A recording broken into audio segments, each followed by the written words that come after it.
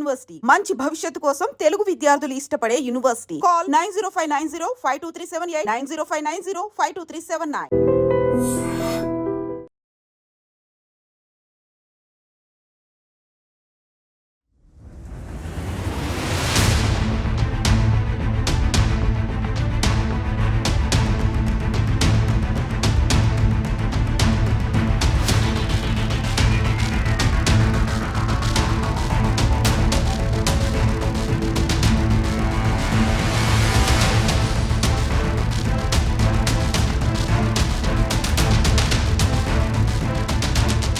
పెహల్గాంలో ఉగ్రదాడి జరిగిన తర్వాత కూడా ఈ ఉగ్రవాదులకు సంబంధించిన వేట చాలా వేగంగా కొనసాగుతోంది. అట్లాగే ఈ ఉగ్రవాదులకు సంబంధించిన ఇళ్ళు ఏవైతే ఉంటాయో వాటన్నిటిని కూడా మన భద్రతా బలగాలు పేలుస్తూ వస్తూ ఉన్నాయి. ఇంకోవైపేమో ఉగ్రవాదులు ఖచ్చితంగా అంటే జమ్మూ కాశ్మీర్లోనే ఉన్నారు.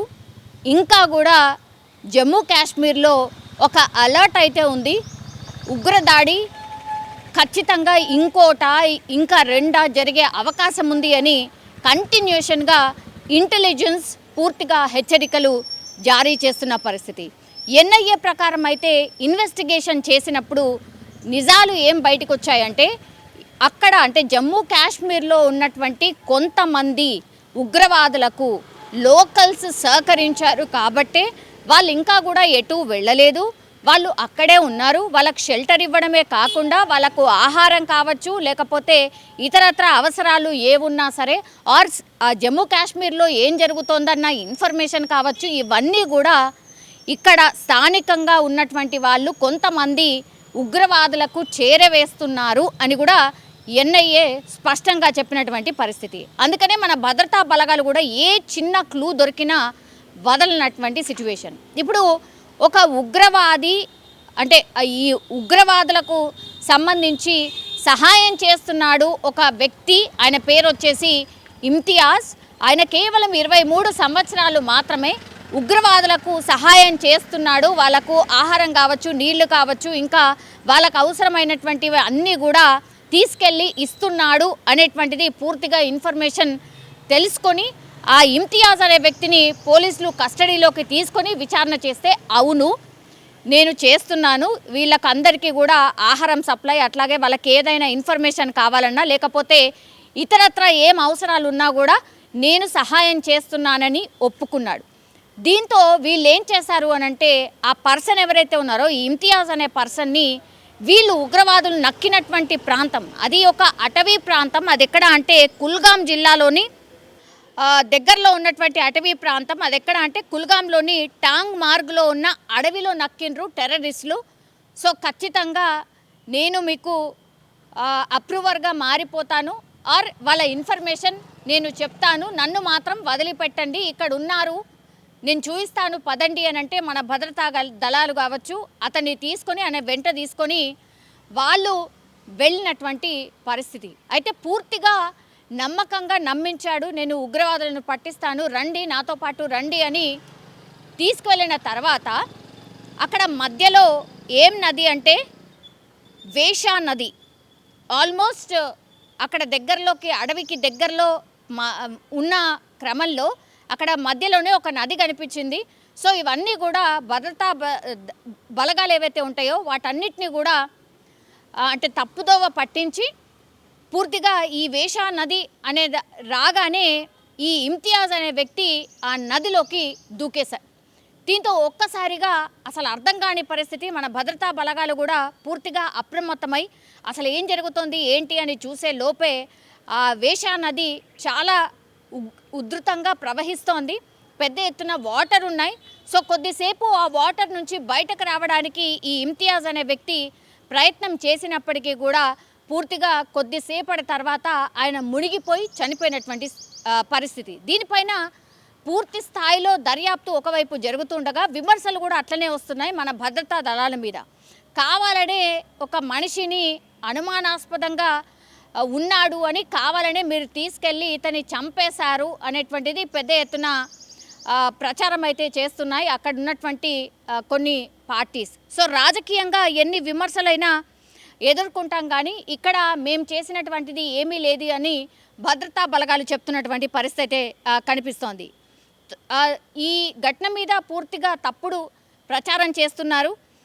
జమ్మూ కాశ్మీర్ మాజీ సీఎం అట్లాగే పీడీపీ చీఫ్ మహబూబా ముఫ్తీ ఆరోపణలు చేసిండ్రు. పోలీసు విచారణకు తీసుకెళ్లిన యువకుడు నదిలో శవమై తేలాడు, ఇమ్తియాజ్ మృతిలో కుట్రకోణం ఉంది అంటూ విమర్శలు అయితే చేస్తున్న సిచ్యువేషన్ అయితే కనిపిస్తోంది. కానీ ఇప్పుడు ఆ వీడియో బయటకు వచ్చింది.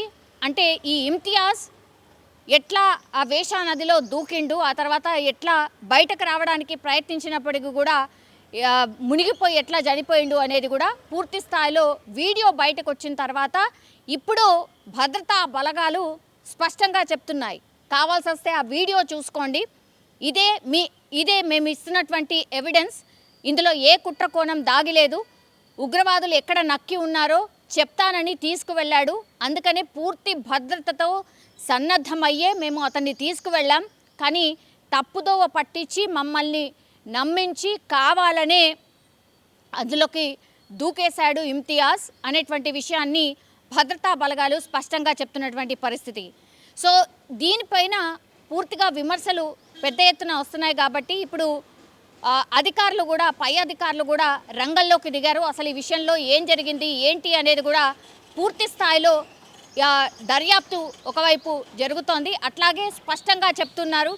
అక్కడ వీడియో ఎవిడెన్స్ కూడా ఉంది కాబట్టి ఇప్పుడు ఈ వీడియో వైరల్గా మారిపోయినటువంటి పరిస్థితి. ఒకటి, భద్రతా బలగాలు ఎంత తొందరగా అయితే అంత తొందరగా ఈ పెహల్గాంలో ఈ దాడి చేసినటువంటి వ్యక్తుల్ని పట్టుకునే క్రమంలో ఏ చిన్న క్లూని కూడా వదులుకుంటా ముందుకు వెళ్తుంటే, ఇంకోవైపేమో ఇగో ఇట్లా కొంతమంది పార్టీస్ కావచ్చు ఇట్లా కుట్రకోణం ఉంది, ఇంకోటో ఉంది అని అనడం నిజంగా బాధాకరం. ఎందుకంటే అతను ఉగ్రవాదులకు నేను సహకరిస్తున్నాను, వాళ్లకు నేనే ఫుడ్ ఇవన్నీ కూడా నేను వాళ్ళకు అరేంజ్ చేశాను అన్నటువంటి మాట చెప్పిండు. అట్లాగే ఎవిడెన్స్తో పాటు భద్రతా బలగాలు ఇది ప్రూవ్ చేసుకున్నాయి కాబట్టే ఆ మనిషినే తీసుకెళ్ళి అడవి దగ్గర ఎక్కడున్నారు ఏంటి అనేది తెలుసుకునే క్రమంలో ఇప్పుడు అతను నదిలో దూకిన సిచ్యువేషన్ అయితే కనిపిస్తోంది. సో ఇందులో ఎక్కడ కూడా భద్రతా వైఫల్యం ఒకటి కనిపించట్లేదు, అండ్ ఇంకోటి ఏంటంటే కుట్రకోణం కూడా కనిపించట్లేదు అనేసి కూడా పై అధికారులు స్పష్టంగా చెప్తున్న సిచ్యువేషన్ అయితే కనిపిస్తోంది. ఇప్పుడు ఈ వార్త కావచ్చు, ఈ వీడియో కావచ్చు పూర్తిగా వైరల్గా మారిపోయిన పరిస్థితి.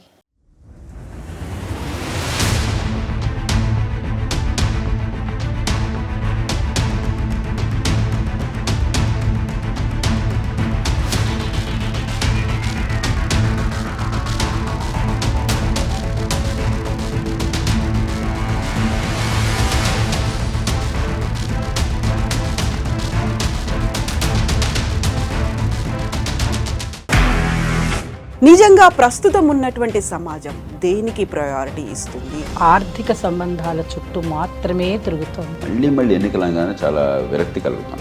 మంచి అనిపిస్తుంది కదా, లేడీస్ కూడా ఛాలెంజింగ్ జాబ్స్ చేసినప్పుడు చాలా బాగుంటది. ట్రాఫిక్ అసిస్టెంట్స్ గా నియమించిన ట్రాన్స్జెండర్స్ అందరితో సాల్యూట్ చేయించుకుంటున్నారు. ఫుడ్ డెలివరీ ఇవ్వటానికి వెళ్ళినటువంటి డెలివరీ బాయ్ అనిల్ పై కళ్ళ ముందు పెళ్ళండి